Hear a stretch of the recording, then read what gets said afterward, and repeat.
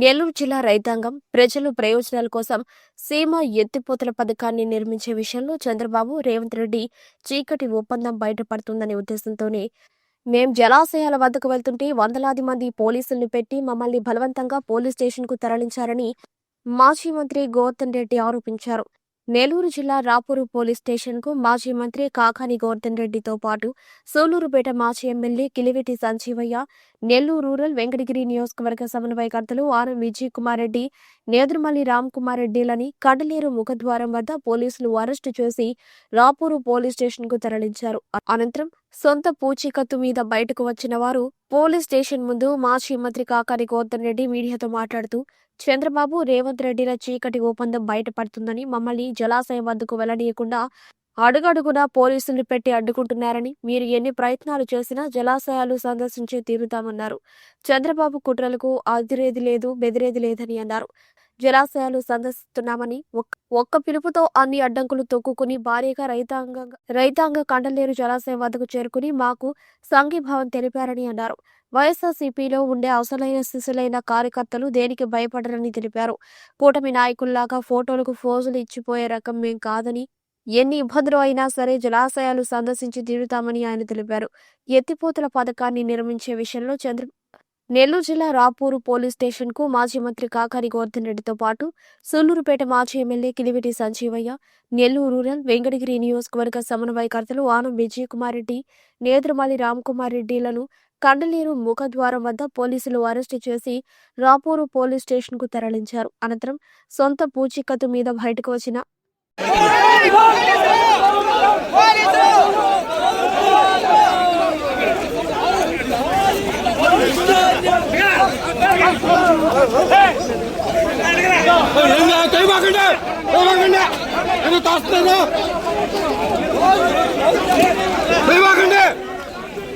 శాంతియుతంగా ధర్నా చేస్తుంటే పోలీసులు మమ్మల్ని నిర్బంధించి ఇప్పుడు దాకా అడ్డుకొని చివరికి అరెస్ట్ చేసి మమ్మల్ని తీసుకువెళ్ళడం జరుగుతుంది. ఇది ప్రజాస్వామ్యంలో ఒక విధంగా చీకటి రోజుగా మేము భావిస్తున్నాం. రైతులకు సంబంధించి జగన్మోహన్ రెడ్డి గారు రైతులకు సంజీవనలాగా తీసుకొచ్చినటువంటి ఒక పథకాన్ని నీరుగారుస్తున్నటువంటి చంద్రబాబు రైతు ద్రోహి, రైతు వ్యతిరేకంగా ఈ ప్రభుత్వం పనిచేస్తుందని చెప్పి దానిలో భాగంగా రైతులతో కలిసి రైతుల ఆస్తి, రైతుల హక్కు అయినటువంటి కండలేరు రిజర్వాయర్ దగ్గర చూడడానికి వస్తే నిన్న సోమశిల జలాశయం దగ్గరికి వెళ్లకుండా అడ్డుకోవడం, ఈరోజు ఉన్నటువంటి కండలేరు జలాశయం దగ్గర మమ్మల్ని అందరినీ అడ్డుకొని మమ్మల్ని అందరినీ నిరోధించి చివరికి మేము అరెస్ట్ చేస్తాము, మేము మిమ్మల్ని మీ మీద దాడి చేస్తాము, మీ కార్యకర్తల్ని కొడతాము తప్ప మిమ్మల్ని మాత్రం విడిచిపెట్టము, లోపలికి మాత్రం మిమ్మల్ని వదిలిపెట్టమని మొండి వైఖరి అవలంబిస్తున్నారు. మా పోరాటం ఆగదు, మేము పోరాటం కొనసాగిస్తాం. మేము పోలీసు అరెస్టులకు భయపడం, తుపాకీ గుళ్లకు కూడా బెదిరేది ఉండదు. కాబట్టి దేనికైనా మేము సిద్ధంగా ఉన్నటువంటి వ్యక్తులు. కాబట్టి మా పోరాటం కొనసాగుతుంది. ఈరోజు ప్రభుత్వం మొండి వైఖరితో మా గొంతు నొక్కడానికి ప్రయత్నం చేసినా, మమ్మల్ని ఎన్ని రకాలుగా ఇబ్బందులు పెట్టినా, మా కార్యకర్తల మీద లాఠీచార్జ్ చేసినా, మమ్మల్ని హింసించినా, జైలులో పెట్టినా దేనికి మేము వెనకాడేటువంటి వాళ్ళం కాదు. మేము పూర్తి స్థాయిలో ఈరోజు జగన్మోహన్ రెడ్డి గారి ఆదేశాల మేరకు ఏదైతే రాయలసీమ లిఫ్ట్ ఇరిగేషన్ ఉందో నెల్లూరు జిల్లాకి అతి ప్రధానమైనటువంటిది, దాన్ని సాధించేటువంటి దిశగా మా అడుగులు సంబంధించి రాయలసీమ, నెల్లూరు జిల్లాల రైతాంగానికి ఎటువంటి సాగునీటి కష్టాలు ఉండకూడదని, దాంతోపాటు కరువు కోరలో చిక్కున్నటువంటి రాయలసీమ, నెల్లూరు మెట్ట ప్రాంతాలకి త్రాగునీరు అందించాలనేటువంటి లక్ష్యంతో జగన్మోహన్ రెడ్డి గారి హయాంలో 3,825 కోట్ల రూపాయలతో రాయలసీమ ఎత్తిపోతల పథకాన్ని మంజూరు చేసి పనులు ప్రారంభించడం జరిగింది. పనులు పురోగతిలో ఉన్నటువంటి సమయంలోనే చంద్రబాబు నాయుడు గారు తిరిగి అధికారంలోకి రావడం, అధికారంలోకి వచ్చిన తర్వాత ఆ ప్రాజెక్టును అర్ధాంతరంగా నిలిపివేయడం జరిగింది. అనేక సందర్భాలలో జగన్మోహన్ రెడ్డి గారు కానీ, వైఎస్ఆర్ కాంగ్రెస్ పార్టీకి సంబంధించినటువంటి నాయకులు కానీ, రైతులు కానీ రాయలసీమ లిఫ్ట్ ఇరిగేషన్ పరిస్థితి ఏంటి అని చెప్పి ప్రశ్నించినప్పుడల్లా చంద్రబాబు నాయుడు చెప్తున్నటువంటి మాట, దానికి ఎన్విరాన్మెంటల్ క్లియరెన్సెస్ లేవు కాబట్టి ఆపేసాము అని చెప్పడం జరిగింది.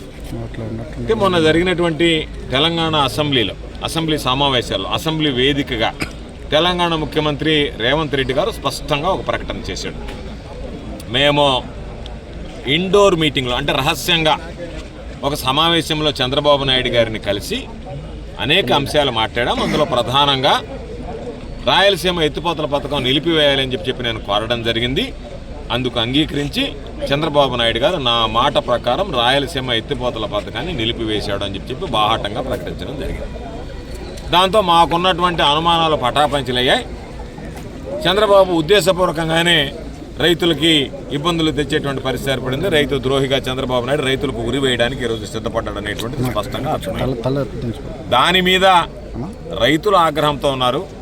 రైతుల పక్షాన వైఎస్ఆర్ కాంగ్రెస్ పార్టీ మేము మా హయాంలో తీసుకొచ్చినటువంటి మా నాయకుడు జగన్మోహన్ రెడ్డి గారు ప్రారంభించినటువంటి ఆ కార్యక్రమం అర్ధాంతరంగా నిలిపివేయడం, రైతులకు తీరినటువంటి ద్రోహం చేయడంతో నిన్న సోమశిల ప్రాజెక్టుకు వెళ్ళాలనుకున్నాం. దానిని పోలీసులు బలవంతంగా మమ్మల్ని నిలిపివేసి హౌస్ అరెస్ట్ చేయడం జరిగింది. ఈరోజు మరలా వెంకటగిరి నియోజకవర్గ ఇన్ఛార్జిగా ఉన్నటువంటి సోదరులు నేదురుమల్లి రామ్కుమార్ రెడ్డి గారి ఆధ్వర్యంలో నేను, నాతో పాటు మాజీ శాసనసభ్యులు సంజయ్ గారు, మాజీ కేంద్ర సహకార బ్యాంక్ అధ్యక్షులు రూరల్ ఇన్ఛార్జిగా ఉన్నటువంటి మా విజయ్ కుమార్ రెడ్డి గారు, వైఎస్ఆర్ కాంగ్రెస్ పార్టీ నాయకులు, కార్యకర్తలు, రైతులు అందరం కలిసి వెళ్తే మీరు వెళ్ళడానికి వీలు లేదు అని చెప్పి దారి పొడిగిత 2 డిఎస్పీలు, 10 మంది సిఐలు, 20 మంది ఎస్ఐలు, వందలాది పోలీసులు ఏమి మేము పొరపాటు చేయడానికి వస్తే అంటే చంద్రబాబు నాయుడు చీకటి ఒప్పందం ఏదైతే ఉందో అది వెలుగు చూస్తుంది, మా గొంతు నొక్కాలి, మా గడం ఇప్పకూడదు, మేము వెళితే వాస్తవాలు మాట్లాడతాం, వాస్తవాలు రైతులకు తెలుస్తాయి, ప్రజలకు తెలుస్తాయి, ప్రజలు ఇప్పటికే ఈ ప్రభుత్వాన్ని చీకొడుతున్నారు, 19 నెలల పరిపాలన దరిద్రంగా ఉందేనని, దీంతో రైతు ద్రోహిగా ముద్రపడిపోతున్నాం. కాబట్టి దీనికి ఉత్తమమైనటువంటి మార్గం ఈ గండంలో నుంచి బయటపడాలి అని అంటే ఎవరైతే దీనికి అనుకూలంగా గళం విప్పుతారో వాళ్ళని బలవంతంగా తొక్కివేయడమేనని చెప్పి మేము 11:30 గంటలకి కండలేరు దగ్గరకు వస్తే మమ్మల్ని 3 గంటల దాకా అంటే దాదాపు 3:30 గంట కూర్చోబెట్టారు. అంటే మీ ఉద్దేశం ఏంది? కాసేపు కూర్చొని లేచిపోతారనే? చంద్రబాబు నాయుడు లాగా పరిపాలన చేస్తామా? తెలుగుదేశం పార్టీ వాళ్ళలాగా కాసేపు కూర్చొని షో పుట్టపిచ్చి వెళ్ళిపోతామా? దేనికైనా చావుకి రేవుకి సిద్ధపడినటువంటి వాడే వైఎస్ఆర్ కాంగ్రెస్ పార్టీలో ఉంటాడు. అటువంటి దానికి సిద్ధపడినటువంటి వాడు జగన్మోహన్ రెడ్డి సైనికుడిగా ఉండలేడు. మా నాయకుడు మాకు నేర్పించింది పోరాటం ఒకటే, పోరాటం ప్రజలకు అండగా నిలవడం. కాబట్టి ఈరోజు చూసి పాపం వర్షం వచ్చింది, మా వాడి లేదు, దుమ్ము వచ్చినా లేదు, ధూళి వచ్చినా లేదు, ఎండగాసినా లేదు. చివరికి మమ్మల్ని 3 గంటలప్పుడు నన్ను, రామ్కుమార్ రెడ్డి గారిని, సంజయ్ గారిని, విజయ్ కుమార్ రెడ్డి గారిని మిమ్మల్ని మేము ప్రివెంటివ్ అరెస్ట్ చేస్తున్నామని చెప్పి మమ్మల్ని మేము ఏమి తప్పు చేస్తే మమ్మల్ని అరెస్ట్ చేసి ఆ పోలీస్ వ్యాన్లో ఎక్కించుకొని మమ్మల్ని బలవంతంగా ఇక్కడికి తరలించి రాపూర్ పోలీస్ స్టేషన్లో మా మీద సంతకాలు పెట్టించుకొని మా దగ్గర మాకు బెయిల్ ఇచ్చి పంపించాల్సినటువంటి నేరం ఘోరం ఏం చేశామంటే చంద్రబాబు ఏమంటున్నాడు? రైతుల పాలిట మాట్లాడడమే మేము చేసినటువంటి నేరమా? రైతుల పక్షాన నిలబడి పోరాడితే అది అన్యాయమా? అది అక్రమమా? అది తప్పా? కాబట్టి ఇవన్నీ కూడా ప్రజాస్వామ్య వ్యవస్థలో నియంత్రిత పోకడలకు తావులేదు. చంద్రబాబు నాయుడు చేసినటువంటి ద్రోహం రైతులకి, చంద్రబాబు నాయుడు చేసినటువంటి మోసం, చంద్రబాబు నాయుడు చేస్తున్నటువంటి అన్యాయాలు, చంద్రబాబు నాయుడు చేస్తున్నటువంటి అక్రమాలు పాపాల పుట్ట పగులుతున్నాయి, ఒక్కొక్కటి బయటపడుతున్నాయి. ఈరోజు ఏదైతే మెడికల్ కాలేజీకి సంబంధించి ప్రజలు స్వచ్ఛందంగా వచ్చారో చంద్రబాబు జీర్ణించుకోలేకపోతున్నాడు. కాబట్టి దీనిని అణచివేయాలి, అణగదొక్కాలి ఉక్కుపాదంతోనని చెప్పి పోలీసులందరినీ ఉసుగొల్పి దారి పొడిగెత్త జిల్లాలో ఉండే పోలీసు అంతా ఈరోజు మేము కండలేరు సందర్శనకు వస్తే ఆదురుపల్లి రోడ్లో ఒక బ్యాచ్లా, నెల్లూరు నుంచి వచ్చేటప్పుడు ఒక బ్యాచ్లా, రాపూర్ నుంచి పోయే రోడ్లో ఒక బ్యాచ్లా, ఏమంత అవసరం వస్తే దారి పొడిగితా పోలీసులా, దారి పొడిగితా పోలీసు వ్యాన్లా, దారి పొడిగితా మొబైల్ జీప్లా, దారి పొడిగితా స్పెషల్ పార్టీ పోలీసులా, దారి పొడిగితే స్పెషల్ ప్రజలు తీస్తున్నారు ఫోన్లో, ఏం చెప్పమంటారు, ఏం చేయమంటారు అని చెప్పి. కాకపోతే మేము రాత్రికైనా కూర్చునేటువంటి వాళ్ళం, మేము ఉండడానికి సిద్ధపడేటప్పటికి ఇంకా గత్యంతరం లేక మమ్మల్ని అరెస్ట్ చేసి ఈరోజు తీసుకొచ్చి ఈ విధంగా చేశారు. రైతుల కోసం అరెస్టులకి, జైలుకి కాదు, ప్రాణాలు ఇవ్వడానికి కూడా సిద్ధంగా ఉన్నాం. ఖచ్చితంగా ఇది ఇంతటితో ఆగదు. రాబోయేటువంటి రోజుల్లో కూడా మా పోరాటం ఉధృతం చేస్తాం. ఈ జిల్లాలో ఉన్నటువంటి అన్ని జలాశయాల దగ్గర కూడా రైతులతో వెళ్ళి ప్రతి జలాశయం దగ్గర రైతులకు జరగబోయేటువంటి నష్టం, చంద్రబాబు నాయుడు చేసినటువంటి ద్రోహం ప్రజలకు వివరించాల్సినటువంటి బాధ్యత మా మీద ఉంది. అధికార పక్షంలో ఉన్నా, ప్రతిపక్షంలో ఉన్నా ప్రజల పక్షాన నిలబడి బాధ్యతాయుతంగా వ్యవహరించి ప్రజలకు జవాబుదారీతనంగా వ్యవహరిస్తాం. ఇది ఆరంభం మాత్రమే. మా ఈ పోరాటం ఈ సందర్భంగా కొనసాగుతుందని చెప్పి తెలియజేస్తూ ఈరోజు ఈ కార్యక్రమంలో పాల్గొని 3:30 గంట సేపు ఎక్కడ ఆపకుండా స్లోగన్లు ఇవ్వడం, ఉత్తేజపరచడం, అండగా నిలవడం సహకరించినటువంటి వైఎస్ఆర్ కాంగ్రెస్ పార్టీ అసలు సిసలైనటువంటి నాయకులు, కార్యకర్తలు ఎంతమందిని ఆపినా సరే అడ్డదారులు గుండా, దొడ్డిదారులు గుండా ఈరోజు అక్కడికి వచ్చి వందలాది మంది పాపం మాకు సంఘీభావం ప్రకటించి ఈరోజు ఈ కార్యక్రమంలో పాల్గొని జయప్రదం చేసి ఈ కార్యక్రమంలో ఈరోజు పోలీసులు లేకపోతే మమ్మల్ని పోయిన వెంటనే ఈడ్చిపారేసిన వాళ్ళు ఒక్కొక్కరిని. ఇంతమంది జనం ఉన్నారు కాబట్టి, ఆ ఫోర్స్ ఉన్నది కాబట్టి ఏమీ చేయలేనటువంటి నిస్సహాయ స్థితిలో చివరికి మమ్మల్ని బలవంతంగా అరెస్ట్ చేసి తరలించడం జరిగింది.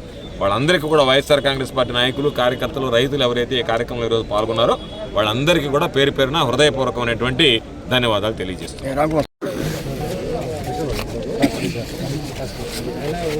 అక్కడికి వెళ్ళి రైతుల తరఫున మాట్లాడాలి.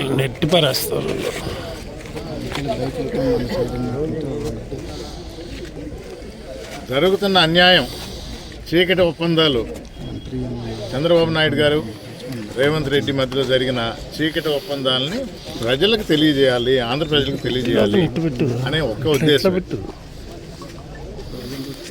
జలాశయాన్ని ధ్వంసం చేయడం, ఉన్న నీరుని వదిలేయటం ఎలాంటి దురుద్దేశాలు లేవు. విధ్వంసకారులం కాదు, ఉగ్రవాదులు కాదు. మరి ఎందుకు ఈ దారి పొడుగున అభ్యంతరాలు, అడ్డంకులు? అడిగినా ఏ సెక్షన్ కింద ఆపుతున్నారు అని. సార్ సిఆర్పిసి 151 అన్నారు. నేనే చెప్పిన సిఆర్పిసి పాత అయిపోయిందా, ఇప్పుడు బిఎన్ఎస్ఎస్ వచ్చింది, బిఎన్ఎస్ఎస్ 170 అది, కానీ మీరు దాన్ని కూడా పాటించడం లేదు. మీరు సెక్షన్లు రెడ్ బుక్ సెక్షన్ల ప్రకారం పోతున్నారు.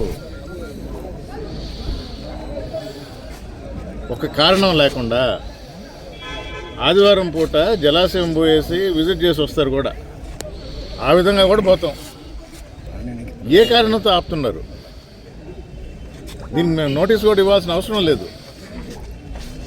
పోయి చూసి జలాశయం దగ్గర, అంటే రైతులకు సంబంధించింది కాబట్టి ఆ నీరు ద్వారా పంట పండిస్తారు, అక్కడ నిలబడి మాట్లాడితే రైతుల తరఫున ప్రభుత్వానికి తెలియజేయటమే.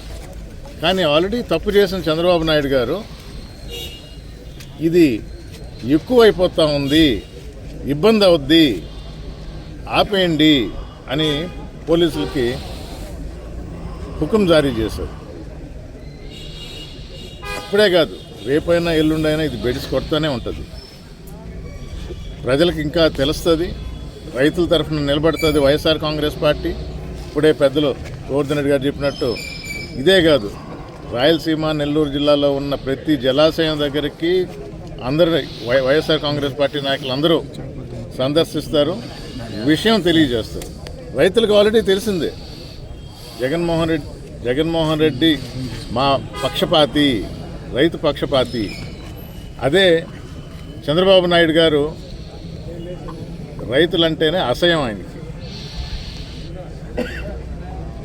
వ్యవసాయం దండగానే ఆయన. ఇంకా ఆయన మనసులో ఎలా ఉంటుందో తెలుసు. అందుకనే ఈ చీకటి ఒప్పందాలు. తప్పకుండా వైఎస్ఆర్ కాంగ్రెస్ పార్టీ, జగన్మోహన్ రెడ్డి ఆదేశాల మేరకు మేమంతా రైతుల పక్షాన్ని నిలబడతాం, ఆంధ్ర రాష్ట్ర ప్రజానీకాన్ని తరఫున నిలబడతాం, ప్రశ్నిస్తాం, వారి కోసమే పాటుపడతాం.